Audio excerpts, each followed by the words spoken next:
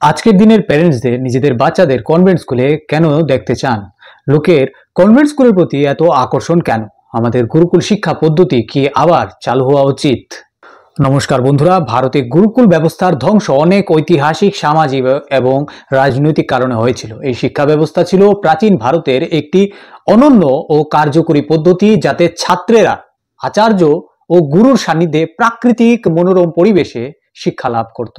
গুরুকুল ব্যবস্থাকে পারম্পরিকভাবে ধ্বংস করার জন্য অনেক কারণকে দায়ী করা হয়। আসুন আজকে এই কারণগুলি সম্পর্কে কথা বলি এবং জানি কিভাবে আমাদের গুরুকুল শিক্ষা পাঠ্যক্রমকে সিস্টেমেটিকলি ধ্বংস করা হয়েছিল। প্রথম কারণ ছিল মুঘল শাসনের প্রভাব। মুঘল শাসনে ভারতের ঐতিহ্যবাহী শিক্ষা ব্যবস্থা নেতিবাচকভাবে প্রভাবিত হয়েছিল, কিন্তু তা পুরোপুরি শেষ হয়ে যায়নি।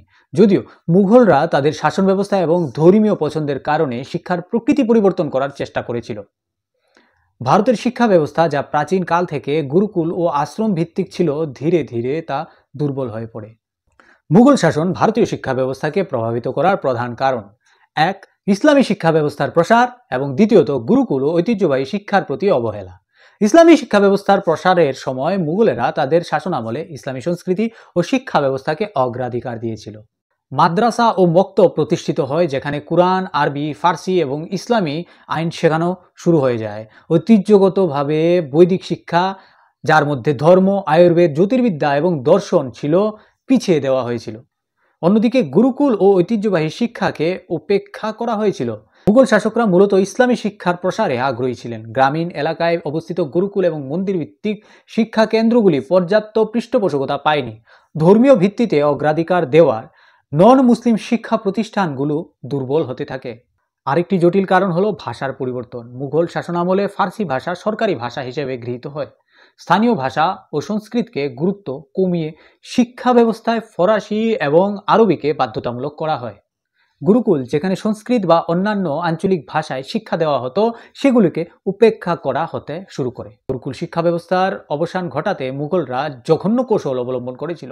মুঘলরা মন্দির ও গ্রন্থাগার ধ্বংস করে হিন্দু শিক্ষা ব্যবস্থাকে দুর্বল করার চেষ্টা করেছিল। মুঘল আক্রমণের সময় অনেক মন্দির ও জ্ঞানের কেন্দ্র ধ্বংস হয়ে যায়। নালন্দা, তক্ষশিলা এবং বিক্রমশিলার মতো বিশ্ববিদ্যালয়গুলো পূর্বের আক্রমণগুলিতে ধ্বংসপ্রাপ্ত হয়েছিল। তবে মুঘলদের শাসনামলে শিক্ষার অনেক ছোট ছোট কেন্দ্র ক্ষতিগ্রস্ত হয়েছিল। আমাদের দেশের মন্দিরগুলো শুধু পূজার স্থান ছিল না, এগুলো শিক্ষা ও সাংস্কৃতিক সংরক্ষণের কেন্দ্রও ছিল বটে। মুঘলরা ধর্মীয় মেরুকরণকে অস্ত্র হিসেবে ব্যবহার করেছিল। মুঘল শাসন শিক্ষাকে ধর্মীয় ভিত্তিতে বিভক্ত করে ছেড়েছিল। ইসলামী শিক্ষা ব্যবস্থায় অমুসলিমেরা সীমিত বা কোনো স্থান পায়নি। এই মেরুকরণ ঐতিহ্যগত শিক্ষাকে পতনের দিকে পরিচালিত করে। সামাজিক কাঠামোর পরিবর্তনও একটি কারণ হিসেবে বিবেচিত হতে পারে। মুঘলদের শাসনামলে জমিদারি প্রথা শিক্ষার উপর নেতিবাচক প্রভাব ফেলেছিল। জমিদাররা ঐতিহ্যবাহী শিক্ষা কেন্দ্র আর্থিক সহায়তা কমিয়ে দিয়েছিল। শিক্ষার প্রতি সমাজের সম্মিলিত অবদান, যা গুরুকুলের জন্য অপরিহার্য ছিল, তা দুর্বল হয়ে পড়ে। সে সময় সাংস্কৃতিক অভিন্নতারও চেষ্টা করা হয়েছিল। মুঘল শাসকদের, বিশেষ করে ঔরঙ্গজেবের শাসনামলে হিন্দু ধর্ম এবং এর ঐতিহ্যকে দুর্বল করার অনেক বেশি পরিমাণে চেষ্টা করা হয়েছিল। মন্দির ও শিক্ষা কেন্দ্রগুলোর উপর হামলা, জিজিয়া কর এবং ধর্মীয় গোঁড়ামির কারণে ধর্মীয় মেরুকরণ ভারতের শিক্ষা ব্যবস্থার উপর প্রভাব ফেলেছিল। গুরুকুল ব্যবস্থা, যা মূলত হিন্দু ধর্মতত্ত্ব এবং বৈদিক জ্ঞানের উপর ভিত্তি করেছিল, ধীরে ধীরে বিভিন্ন রাজনৈতিক ও ধর্মীয় বিতর্কের শিকার হয়। বন্ধুরা, আপনারা হয়তো এখন ভাববেন, কেন আমরা এখন পর্যন্ত ব্রিটিশ শাসনের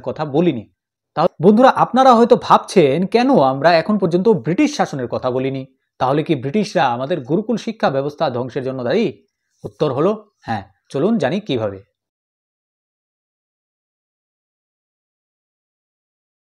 1835 সালে Lord Macaulay minute of education এর মাধ্যমে ভারতীয় শিক্ষা ব্যবস্থার পরিবর্তনের প্রস্তাব করেন। এর উদ্দেশ্য ছিল ইংরেজি শিক্ষার মাধ্যমে ভারতীয়দের প্রস্তুত করা, যাতে তারা ব্রিটিশ প্রশাসনে সহকারী হতে পারে। তখন গুরুকুল ব্যবস্থাকে উপেক্ষা করা হয়। গুরুকুলে দেওয়া ঐতিহ্যবাহী বৈদিক শিক্ষাকে অপ্রাসঙ্গিক এবং সেকেলে বলে উপেক্ষা করা হয়েছিল। ভারতীয় ছাত্রদের ইংরেজি এবং পাশ্চাত্য জ্ঞান শেখানোর জন্য মিশনারি স্কুল এবং আধুনিক প্রতিষ্ঠানগুলো প্রতিষ্ঠিত হয়েছিল। শুধু তাই নয়, ব্রিটিশরা গুরুকুলকে দেওয়া আর্থিক সাহায্যও বন্ধ করে দিয়েছিল। গুরুকুল ব্যবস্থা সমাজের দাতব্য ও সহযোগিতার উপর ভিত্তি করেছিল। ব্রিটিশ সরকার এই সব ঐতিহ্যবাহী প্রতিষ্ঠানগুলোকে অর্থনৈতিকভাবে দুর্বল করে দিলে এই ব্যবস্থা ধীরে ধীরে ভেঙে পড়তে থাকে। জমি এবং অন্যান্য সম্পদ কেড়ে নেওয়া হয়েছিল, যা ছিল গুরুকুলের আয়ের একটি উৎস।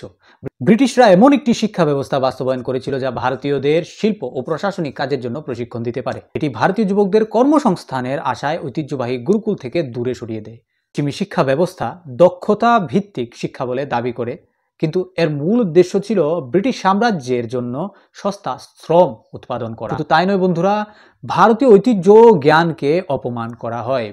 ব্রিটিশ শাসনামলে ভারতীয় সাংস্কৃতিক ও শিক্ষাগত ঐতিহ্যকে অনগ্রসর এবং অনুন্নত হিসাবে চিহ্নিত করার চেষ্টা করা হয়েছিল। ধর্ম, আয়ুর্বেদ, জ্যোতির্বিদ্যা এবং দর্শনের মতো গুরুকুলে পড়ানো বিষয়গুলোকে অবৈজ্ঞানিক আখ্যা দিয়ে গুরুত্বহীন করা হয়েছিল। ভারতীয়দের বোঝানোর চেষ্টা করা হয়েছিল যে পশ্চিমী জ্ঞান এবং শিক্ষা আরও বেশি আধুনিক এবং প্রগতিশীল। ব্রিটিশ শাসনের অধীনে নগরায়ন এবং আধুনিক কর্মমুখী শিক্ষা গ্রামীণ গুরুকুলকে অপ্রাসঙ্গিক করার ভূমিকা নিয়েছিল। লোকেরা আধুনিক শিক্ষা ব্যবস্থাকে আরও উপযোগী হিসেবে বিবেচনা করতে শুরু করে, কারণ এটি সরকারি চাকরির সুযোগ প্রদান করছিল।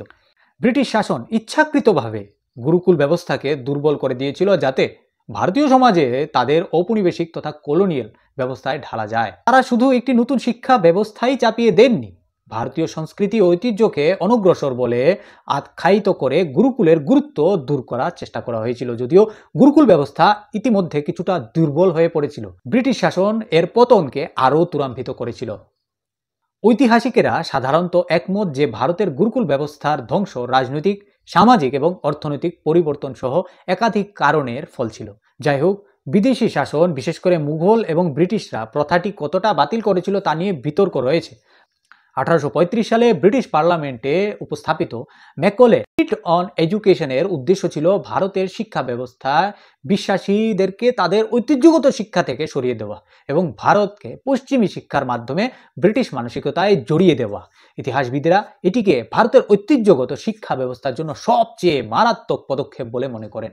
যদিও অনেক ঐতিহাসিক জোর দেন যে গুরুকুল ব্যবস্থা ভারতীয় সমাজকে নৈতিক এবং বুদ্ধিভিত্তিকভাবে শক্তিশালী করতে গুরুত্বপূর্ণ ভূমিকা পালন করেছিল এবং এর পুনরুজ্জীবন ভারতীয় সংস্কৃতির পুনর্গঠনে সহায়ক হতে পারে। চলুন এবার কনভেন্ট স্কুল সম্পর্কে একটু বলা যাক।